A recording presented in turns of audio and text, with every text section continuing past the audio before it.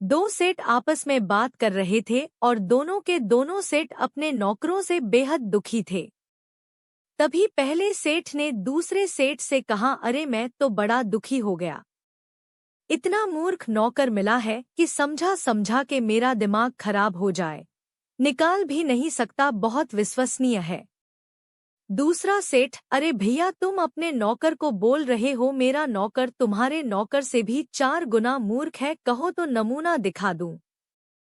पहला सेठ, हाँ हाँ दिखाइए भैया, हम देखते हैं कि हमारा नौकर बहुत मूर्ख है या तुम्हारा नौकर बहुत मूर्ख है। दूसरा सेठ, अरे रामू इधर, या ये लो 10 रुपए और बाजार जाकर टीवी ले आओ। नौकर, जी सेठ जी अभी लाया। पहला सेठ, देखा 10 रुपए दे रहा हूँ टीवी लाने के लिए और वो कह रहा, जी सेठ जी ला रहा हूँ। पहला सेठ, बस इतनी सी बात, अभी देखो हमारा नौकर कितना मूर्ख है।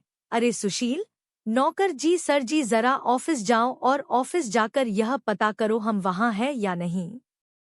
नौकर, जी सेठ जी जाता हूँ अभी। दोनों सेठ आपस में बात करने लगे। देख लिया, मैं तो परेशान हो गया, मैं यहाँ बैठा हूँ और मैं कह रहा हूँ मैं वहाँ हूँ कि नहीं हूँ, और वह जा रहा है देखने के लिए मुझे। दूसरा सेठ, उफ क्या करें इनका। उधर वह दोनों नौकर रास्ते में मिल गए। जो नौकर ऑफिस जा रहा था उसने तुरंत दूसरे नौकर से कहा, अरे मुझे लगता है मेरा सेठ पागल हो गया है, इतना बड़ा मूर्ख सेठ मैंने नहीं देखा, टीवी लेने जा रहा था उसने पता क्या बोला, मुझे कह रहा है 10 रुपए में टीवी ले आओ। अरे टीवी तो मैं 4 ले आऊं, लेक उसे नहीं पता का आज इतवार है और सर बाजार बंद पड़ा है। दूसरा नौकर, यही तो मैं कह रहा हूँ, मेरा सेठ महापागल है। अरे इतनी दूर मुझे दौड़ाया कि वह वहाँ है या नहीं, फोन नहीं कर सकता था एक। पागल कहीं का पता नहीं, इन लोगों के पास धन कहाँ से आ जाता है, मूर्ख कहीं के। उधर दोनों सेठ आपस में बात कर रहे थे।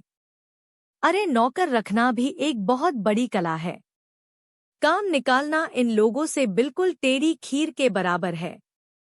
एक दिन मैंने ऐसे ही पूछ लिया, मेरी ज्यादा जल्दी आंख खुल गई, मैं अपने नौकर को जगाकर कहा, जरा देखना सवेरा हो गया कि नहीं, तो पागल मूर्ख कर कह रहा है। अंधेरे में कुछ दिख नहीं रहा है, लालटेन जला लेता हूँ, पता चल जाएगा कि सवेरा हुआ है या नहीं। मैं तो अपना माथा पकड़ कर बैठ गया। दूसरा सेठ, सही कह रहे हो, इन नौकरों से काम लेना वाकई में टेढ़ी ही खीर है। अरे सेठानी को मटर आलू की जरूरत पड़ गई, मैंने 50 से 50 रुपए के 2 नोट दे दिए और कहा मटर और आलू ले आना। अरे बदतमीज आधे घंटे बाद आकर कह रहा है, कौन से 50 की आलू लाने थे और कौन से 50 के मटर। सेठ जी लिख दीजिए। मन तो यह क्या कि डंडे से पीट दूं। पहला सेठ, एक दिन तो हद हो गई, मैंने कहा चिट्ठी डाल के आजा डाकखाने में, तो बोलने लगा कि डाक खाना कैसा होता है। तो मैंने कहा लाल रंग का होता है। लाल रंग की टोपी होती है, मुंह खुला होता है और चिट्ठी उसके अंदर डाल आना। अरे पता नहीं किसी ने लाल रंग के कपड़े पहने थे और लाल रंग की टोपी पहनी थी, मूर्ख उसका मुंह खुलवाकर पूरी की पूरी चिट्ठी उसके मुंह में डाल आया।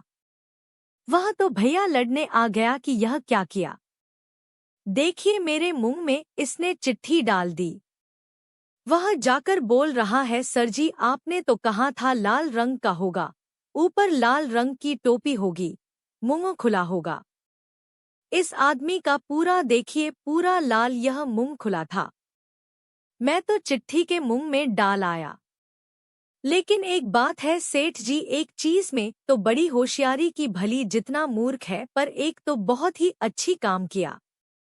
हमारे घर एक मेहमान आ रखा था और मेरी सेठानी कहने लगी कि शाम का खाना ना खिलाएंगे, दोपहर में ही इसको तड़का दो बस।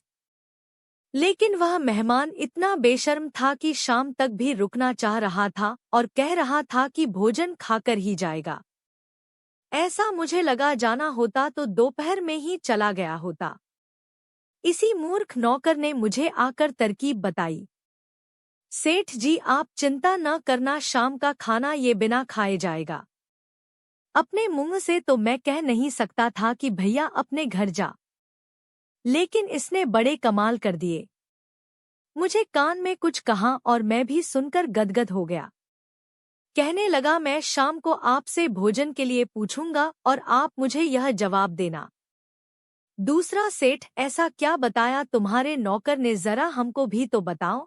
पहला सेठ, अरे वही तो बता रहा हूँ।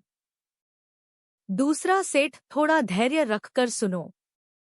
यह फिर नौकर शाम को मेरे पास आया और मुझसे कहने लगा, सेठ जी खाने में क्या बनेगा, हलवा बनाऊं या लौकी के कोफ्ते? इस मूर्ख ने मुझे जो बोलने को बोल था मैंने तुरंत बोल दिया, अरे तूने हमें राक्षस समझा है क्या? दोपहर में तो खाना खाया है। अरे इनसे पूछो मेहमान से क्या खाना है। बेचारा मेहमान तो भी चुप होकर बैठ गया और बोल, नहीं नहीं मुझे नहीं खाना खाना, मेरा पेट पहले से ही भरा है, और वह अपना झोला उठाकर चला गया। मैंने तो अपने नौकर को बड़ी शाबाशी दी। पहला सेठ, यह तो बहुत ही भला काम किया भाई तुम्हारे नौकर ने। तुम्हारा एक शाम का खाना बचा दिया और तुम कह रहे हो मूर्ख है। भाई तुम्हारे नौकर में तो थोड़ी बहुत समझ है, पर मेरे वाला तो बिल्कुल ही निरा मूर्ख है। अरे मेरी माताजी माला जपते जपते हाथ पसारे पसारे सो गई। अब क्या हुआ, माला जप रही थी, उनको नींद लग गई।